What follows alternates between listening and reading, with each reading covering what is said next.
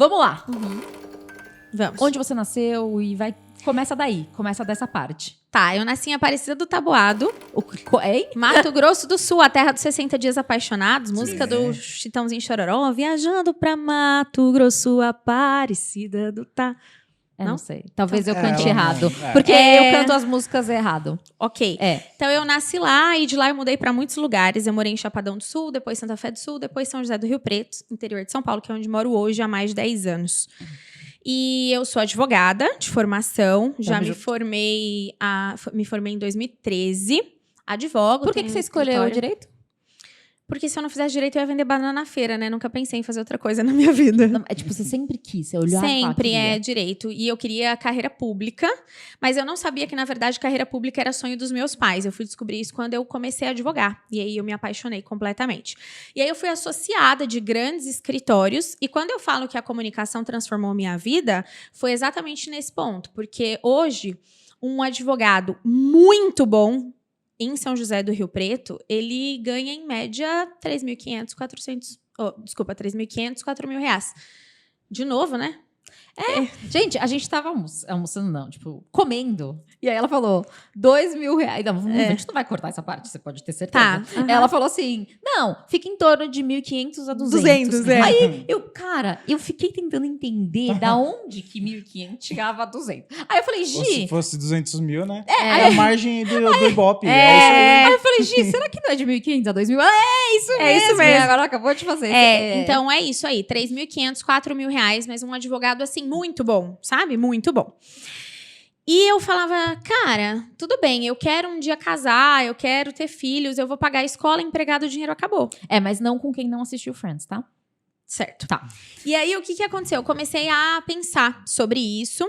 E eu, voltando um pouquinho, na faculdade, eu sempre fui aquela pessoa que fugia da apresentação de trabalho. Então, eu fazia a maior parte do trabalho para não ter que apresentá-lo. Só que eu nunca fui uma pessoa introvertida. Se fosse para conversar, para brincar, ok. Sempre fui falastrona mesmo.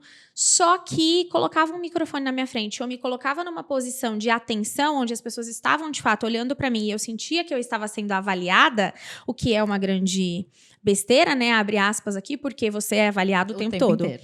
Mas eu tinha essa sensação. E aí, a timidez, ela tomava conta de mim. O egoísmo mesmo de pensar. O que as pessoas vão falar de mim? O que elas vão pensar de mim? Porque eu tô todo o tempo protegendo o ego, né? Na verdade, a timidez é isso. Posso só fazer um ponto aqui? Claro.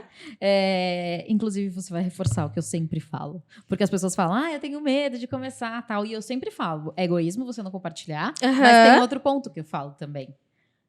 Você já é julgado. Tem grupo da sua família que você não tá pra eles falarem mal de você. Tem pessoal do teu trabalho. Às vezes você tá andando na rua, alguém te aponta e fala aquela roupa rosa. Todo mundo já te julga. E a grande questão é que, se você parar pra pensar, o problema do julgamento das pessoas, ele tá na pessoa. Então, Na pessoa que é julgada. na pessoa que julga. Mas também não quer julgada, porque, tipo, não deveria ligar pra isso. Né? Não, sim, mas assim, é impossível a gente falar, Ju, que não vai ligar, porque Sim. a gente vive em sociedade. Então, eu acho que tem 2 pontos aí. Uma coisa é eu dizer assim, olha, eu vou me mover apesar do que as pessoas pensam de mim. Outra coisa é eu dizer, eu não me preocupo nem um pouco com o que as pessoas pensam de mim, porque não tem como. Entendi. Mas eu tenho que me mover apesar disso. Quando eu falo sobre não ter como você realmente colocar uma barreira e falar, ninguém me julga, qual que é o ponto aqui? Cara, você tem tempo de ficar julgando as pessoas? Eu trabalho tanto que todo o tempo que eu tenho eu só quero dormir, entendeu? Agora, a pessoa que quer te julgar, ela vive pra isso. O gosto da vida dela tá nisso. Ela te segue. Ela te segue pra isso. Então, isso dá sentido pra vida dela. Se você estiver no sofá da sua sala e você ficar o tempo inteiro sem produzir conteúdo, e aí você não é blogueirinha.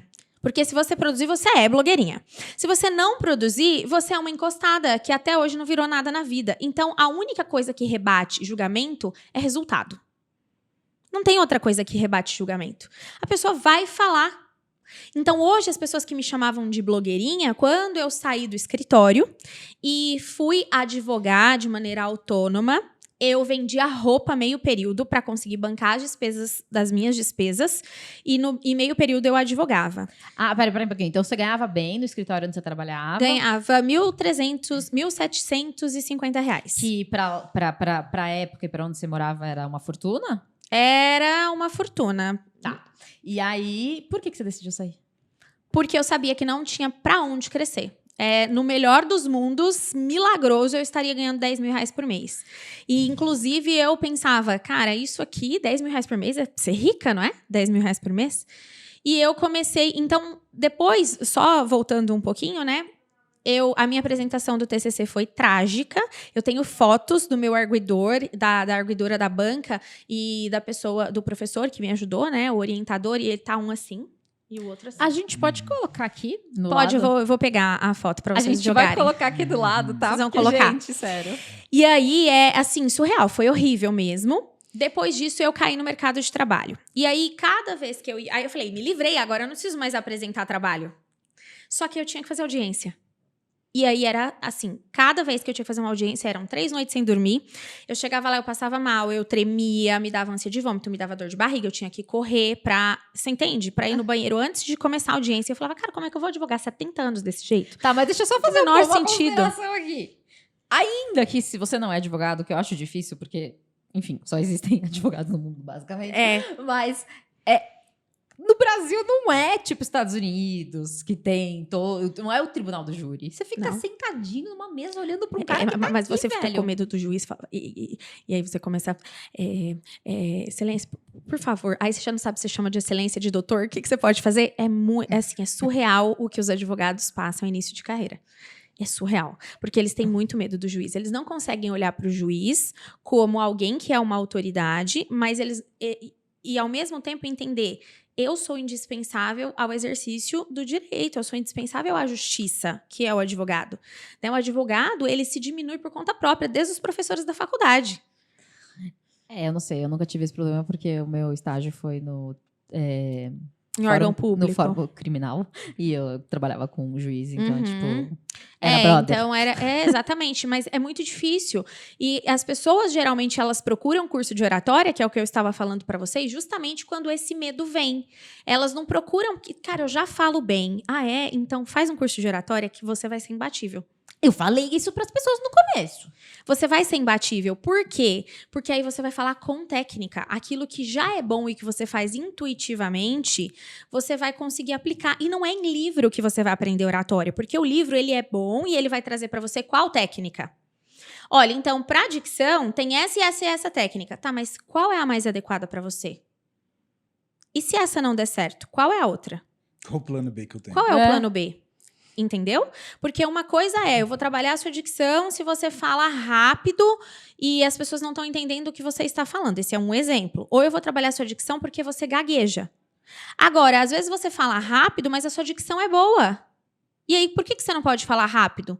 Se eu trouxer, por exemplo, a diferença de uma comunicação num vídeo do YouTube e um vídeo de GTV, e no Story ou num Reels, é completamente diferente. A velocidade é muito maior no Reels e no Story. Tem que ser, senão as pessoas dormem, porque é uma comunicação fast. As técnicas que eu vou usar para um outro tipo de vídeo mais longo, como no IGTV e no YouTube, são diferentes. Inclusive, tem um curso que fala sobre isso, né? Tem um curso para redes sociais. Cara, especificamente para redes sociais. Gente, é sério. Vou colocar aqui embaixo o link. Vocês precisam olhar isso. É muito incrível. Mesmo que você já fale bem. Sério. Eu acho que uma coisa que tem que deixar bem claro é que eu acho que essa questão de oratória não é só questão de advogado, essas coisas. Eu já vi várias pessoas que quando trabalhei em corporativo, quando ia falar com o diretor, passava mal. Só do fato de você ir lá apresentar uma planilha e o diretor fala assim, tá certo esse número? Aí a pessoa já... Você tem certeza? Sem certeza, então eu tinha, não tenho mais. É isso. Mas quando você tá falando com uma pessoa só, não é mais questão de insegurança do que esse bloqueio ou Mas não? você tem segurança. Porque foi você que fez o número. Tá, Aí você passava por isso? Já passei algumas vezes no começo, aí depois eu aprendi. É porque o que acontece? Algumas pessoas, principalmente quando você está no tete-a-tete e você tem essa convicção da avaliação. Você está no tete-a-tete com a pessoa e algumas pessoas elas já têm uma postura que impõe autoridade sobre você. E se você não tiver a técnica que consiga não só fazer com que ela te olhe de fato como uma outra autoridade que está falando com você, mas mais do que isso, você não souber identificar nela qual é a técnica que ela está usando, você vai pensar, é comigo, não gosta de mim, tá aqui pra levantar todas as objeções sobre o que eu estou apresentando e volta a ser uma coisa sua. E aí você entra num ciclo, porque você não sabe que ali é só o jeito de falar. Não sei quanto tempo vai durar nosso podcast, né? Porque a gente gosta muito de histórias. Mas eu vou dar um exemplo para vocês que eu vivi dentro da advocacia. E aí depois eu volto para a história, né? Que eu não terminei de Não se preocupa, tem uma contar. galera do mapa mental. Ótimo! Esse é excelente. Fica tranquila. Eu me lembro que nesse escritório, o último escritório que eu trabalhei, que foi justamente o escritório que eu ganhava esse salário no final, mas eu entrei ganhando R$2.200 nesse escritório. Fiquei lá por quase 4 anos. E a gente atuava para multinacionais. E aí eu me lembro que eu tinha 2 meses de escritório quando o meu chefe pediu para eu fazer um recurso especial. Para quem não sabe, é um recurso que vai para os órgãos superiores, né? De julgamento, já um julgamento colegiado. E eu fiz esse recurso especial e todo dia eu batia porque ele tinha que revisar. Nada saía do escritório sem revisão dele e assinatura dele. E aí eu falei para ele, olha, o recurso tá aqui. E ele, hoje eu não posso. Resumindo, ele foi revisar o recurso no Fatal. Ou era aquele dia ou a gente perdia o processo. 6 horas da tarde. Quando ele pegou o recurso, ele olhou pra mim e falou assim, tá tudo errado. Aí eu falei, como? Aí ele falou, tá tudo errado, não é nada disso aqui a tese. Aí eu falei, doutor, a tese é essa? E aí eu expliquei por A mais B que a tese era essa. Ele falou, então, mas essa tese não vai subir. Eu quero que você faça assim, assim, assado. E aí eu falei, doutor, eu não concordo com a tese do senhor. Por isso, isso e isso, com educação. Mas assim, eu sempre tive muito essa visão e essa preparação, porque daí eu já tinha passado por todos os meus cursos de oratória, já era campeã de oratória a essa altura e tal. E a comunicação, ela faz você impor limites às pessoas. Elas precisam saber até onde elas podem ir com você. Quando a pessoa, ela monta em você, quando a pessoa, ela te desrespeita, é porque a culpa é sua. Por quê que eu falo isso? Giovana, mas você está colocando a culpa na vítima. Não, eu não estou levando isso para critérios de abuso. Não, quando eu falo de respeito, eu estou dizendo respeito como profissional. Você impõe o limite. As pessoas precisam enxergar o limite em você. E aí, claro, ele tem muito mais experiência que eu. Claro, o escritório era dele. Mas eu era advogada, eu não estava ali só para falar, vou copiar e colar. Não, eu desenvolvia teses. E eles me reconheciam por isso. Os trabalhos difíceis, eles colocavam na minha mão. Então, eu disse para ele, olha, eu acho que é por aqui que a gente tem que ir.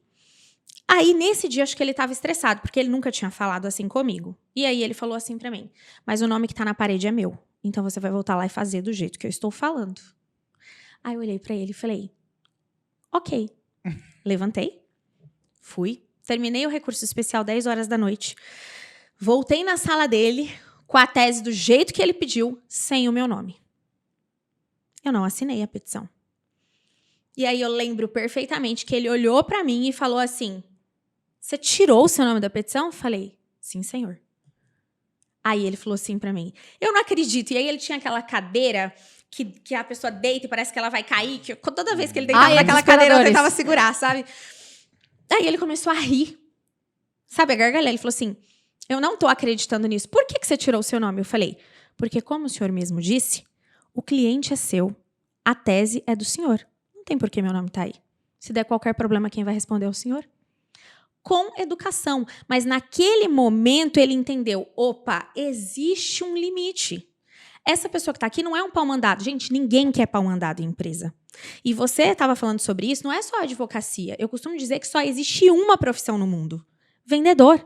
Não importa qual é a profissão que você escolheu, você se vende o tempo todo, ou como pessoa, ou como profissional, ou um produto ou um serviço. E as pessoas, elas não têm como acessar o que está dentro de você.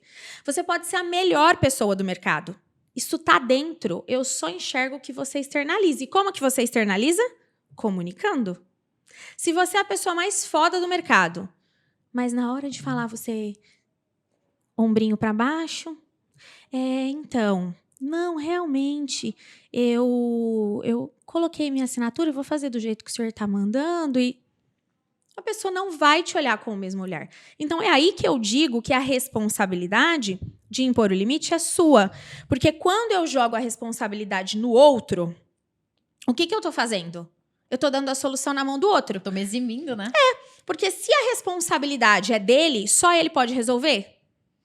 Então eu fico, ai, o lugar que eu trabalho é um caos, o lugar... Tá, mas e o que você tem feito pra mudar isso? Mas poderia ter uma outra solução, né? A hora que ele chegasse e falasse assim, o nome na parede é meu, você rasgava a sua e falava assim, então faz você. Então só que aí eu seria mandada embora. Não, é uma questão, Aí tem um né? negócio Não, mas bem o Braulio nunca importante, faria Braulio, isso. que chama boleto. Ele vence e a gente precisa pagar. pagar.